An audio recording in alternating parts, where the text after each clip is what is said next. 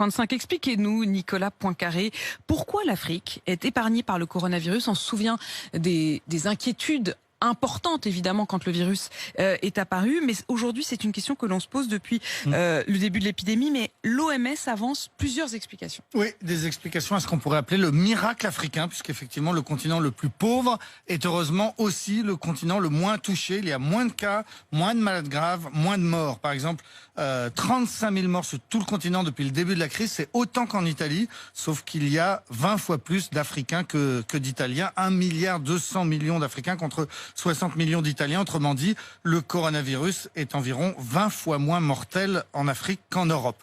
La première explication, c'est l'âge. L'âge médian des Africains est de 20 ans. Ça veut dire que la moitié des Africains ont moins de 20 ans et l'autre moitié plus de 20 ans. Dans le monde, l'âge médian, c'est 10 ans de plus, c'est 30 ans. Et en Europe, c'est 20 fois plus, c'est 42 ans. Pour prendre les deux extrêmes, au Niger, l'âge médian est de 15 ans. Ça veut dire que vous êtes vieux quand vous avez 16 ans.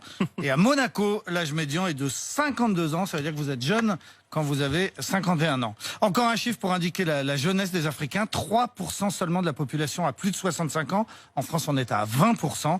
Et ceci explique cela. On sait bien que l'âge est un facteur aggravant. Logiquement, sur le continent africain, 91% des malades du Covid ont moins de 60 ans et 80% sont asymptomatiques. Et l'Organisation mondiale de la santé souligne aussi que le mode de vie des Africains les a protégés. Voilà, par exemple, les Africains voyagent moins et donc quand il y a moins d'échanges, eh bien il y a moins de contamination. Ils voyagent moins tout simplement parce qu'ils sont plus pauvres. Ils vivent beaucoup plus à l'extérieur parce qu'ils sont plus ruraux et même en ville, ils sont plus souvent dehors ou dans des bâtiments sans fenêtres pour des raisons climatiques évidentes. Et plus le temps passe, plus on réalise que c'est bien dans les lieux clos que l'on se contamine le plus.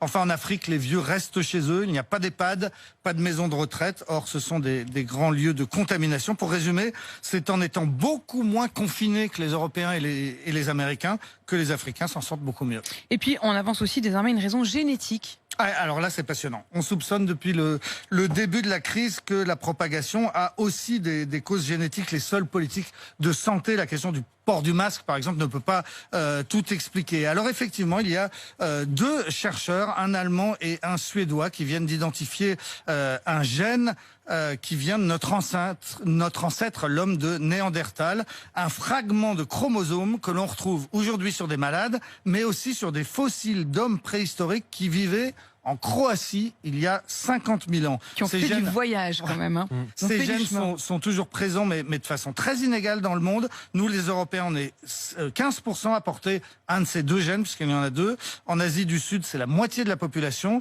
Et en Afrique, pratiquement aucun. Et c'est peut-être aussi une des explications du miracle africain. Mais quel est le rapport entre ces gènes préhistoriques et le coronavirus? Alors justement, l'étude qui a été publiée la semaine dernière montre que les porteurs de ce ou de ces deux gènes ont 3 fois plus de risques de développer une forme grave. Par exemple, les habitants du Bangladesh, qui est le pays du monde qui porte le plus ce gène, ils sont 63% à le porter. Eh bien, dans les hôpitaux britanniques, on avait remarqué, mais sans pouvoir l'expliquer jusqu'à présent, que les malades originaires du Bangladesh mouraient 2 fois plus que les autres.